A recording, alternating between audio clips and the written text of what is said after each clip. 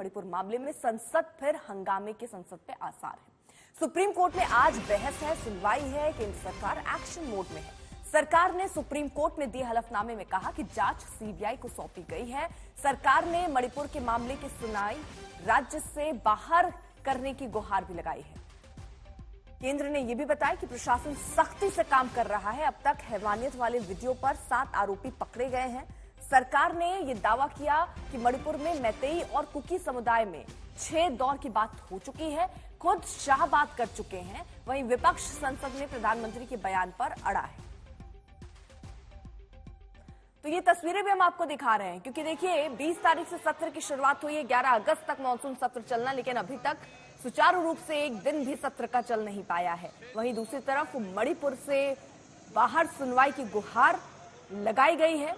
प्रधानमंत्री के बयान पर विपक्ष अड़ा है कि संसद परिसर में आप बयान देते हैं, अब सदन के अंदर यानी लोकसभा और राज्यसभा में अपना बयान दीजिए। वहीं सुप्रीम कोर्ट ने स्वतः संज्ञान लिया था इस पूरे मामले पर और राज्य सरकार और केंद्र से इस पर जवाब मांगा था। दरिंदगी के वीडियो को लेकर कहा गया कि गिरफ्तारियां भी हुई हैं। जितेंद्र हमारे साथ, हमारे सहयोगी इस वक्त जुड़ चुके हैं। जितेंद्र, सुप्रीम कोर्ट का मसला इस वक्त हर तरफ है। सदन में प्रधानमंत्री का बयान विपक्ष चाह रहा है, सदन की कार्यवाही नहीं चल पा रही है और ये मामला सुप्रीम कोर्ट में भी है, जिसमें सरकार जो है वो अपनी बातें रख रही है, क्योंकि जवाब देना था।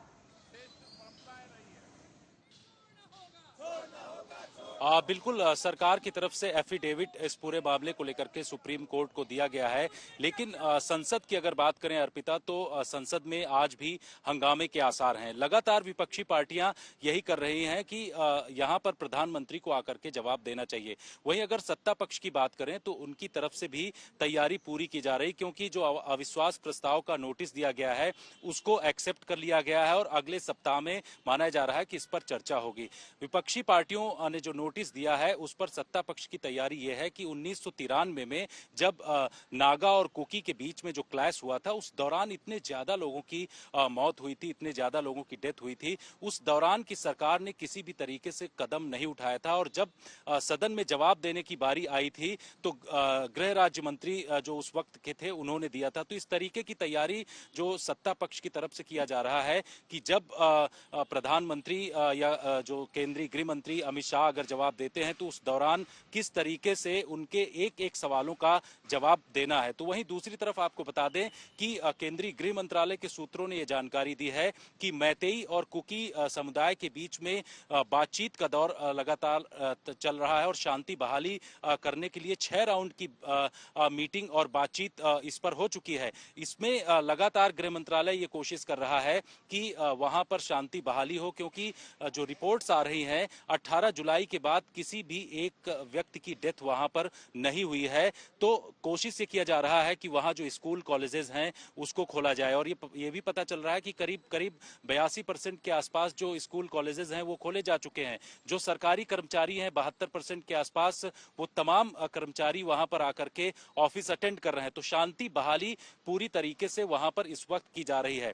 अब से थोड़ी देर बाद करीब 10:30 बजे के आसपास अर्पिता, जो विपक्षी पार्टियां हैं उनकी एक बैठक होगी और सदन में आज की उनकी क्या रणनीति होगी उसको लेकर के उनकी तरफ से चर्चा किया जा रहा है। बताया जा रहा है कि उनकी वही मांग होगी कि प्रधानमंत्री इस पर आकर के जवाब दें। साथ ही विपक्षी पार्टियों की तरफ से यह भी सवाल उठाया जा रहा है कि जब उनकी तरफ से अविश्वास प्रस्ताव का नोटिस दिया गया, सदन के अंदर उसको एक्सेप्ट कर लिया गया, उसके बावजूद भी लोकसभा से बिल पास कराए जा रहे हैं जो कि उनकी तरफ से कहा जा रहा है कि नियम पूर्वक नहीं किया जा रहा है। तो इस तरीके की बातें लगातार विपक्षी पार्टियों की तरफ से की जा रही हैं। सत्ता पक्ष भी उनको काउंटर करने की कोशिश कर रहा है।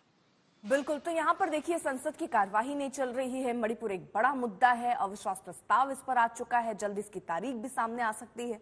लेकिन इन सब के बीच जितेंद्र, मणिपुर के हालात पर क्या क्या बातें जो है वो कोर्ट के सामने रखी गई हैं राज्य और केंद्र की तरफ से, और क्या उससे लगता है कि विपक्ष कोई संतुष्ट हो पाएगा जो जवाब सरकार ने सुप्रीम कोर्ट में अपने हलफनामे में कही है?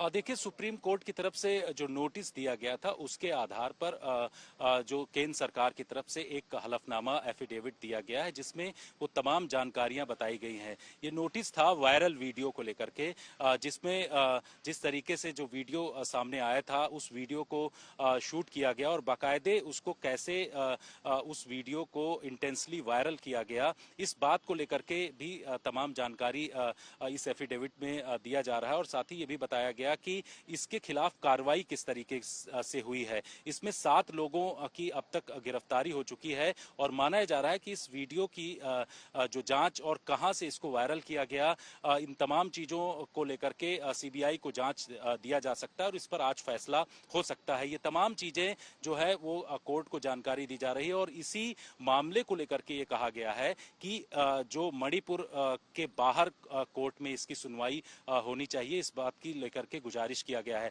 तो इस तरीके की जानकारी विस्तृत आज कोर्ट कल रात में कोर्ट को दिया जा चुका है और आज इस पर सुनवाई हो सकती है। पर आपको बता दें कि केंद्र सरकार ने जिस तरीके से बिल्कुल जितेंद्र, यानी देखिए एक तरफ तो मामला कोर्ट में है लेकिन दूसरी तरफ विपक्ष जो है वो पूरी तरीके से सरकार को घेरने की कोशिश कर रहा है।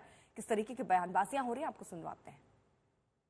इंडिया ब्लॉक के साथी राजनीतिक दल अपने प्रतिनिधियों का एक समूह बनाकर पूरा इंडिया ब्लॉक का एक डेलीगेशन मणिपुर जाएगा और उद्देश्य बस इतना ही है कि मणिपुर में जाकर वहाँ की वस्तुस्थिति क्या है उसे देखें, समझें, मणिपुर के लोगों के साथ कंधे से कंधा मिलाकर खड़े हों, उनके आंसू पोंछने का प्रयास करें, उन्हें सांत्वना दें और वापस आकर संसद के भीतर सरकार को इन सारी चीज़ों से अवगत कराएं कि वास्तव में मणिपुर में हो क्या रहा है, मणिपुर क्यों जल रहा है, क्या वहाँ पे स्थिति है। कोशिश है हमारी कि हमारा अपोजिशन का डेलीगेशन वहाँ जाए और ज़मीनी हकीकत को जाने, बहन बेटियों के साथ औरों के साथ कितना क्या हुआ है। ये तो एक वीडियो आपने देखा है, बड़ी दीदा दिलेरी से वहाँ के चीफ मिनिस्टर साहब फरमा रहे हैं कि ऐसे वाक़यात तो 100-150 हो गए। शर्म आनी चाहिए एक चीफ मिनिस्टर को। कितने मकान जल गए, कितने बेटियों की इज्जतें लूट गईं, कितने बच्चे यतीम हो गए, कितनी बेवाएं हो गईं। क्या ये हमारा हक नहीं है या देश का हक नहीं कि वो जाने। अभी आप मणिपुर पे क्या करोगे, मणिपुर पे जो हिंसा हो रही है उस पे क्या करोगे, और मणिपुर में जो महिलाओं का अपमान हुआ उस पे आप क्या कहोगे, इसका जवाब देना है प्रधानमंत्री को, ना कि लोगों को गुमराह करना है। युवाओं को नौकरी कैसे दोगे, महंगाई की बात है।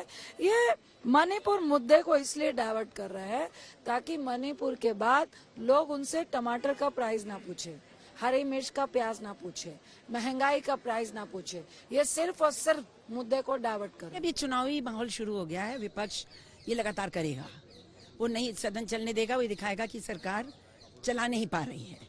तो ये तो होता नहीं, जनता तो बहुत सजग है, अब एक एक मिनट देखती रहती है, मीडिया इतना अलर्ट है, 24 घंटे राज्यसभा और लोकसभा की प्रोसीडिंग्स आती हैं, इनका कोई असर नहीं है। लेकिन हाँ, हमारी सरकार पूरा प्रयास कर रही है कि मणिपुर में शांति स्थापित हो और जिन्होंने अन्याय किया उनको सजा मिले।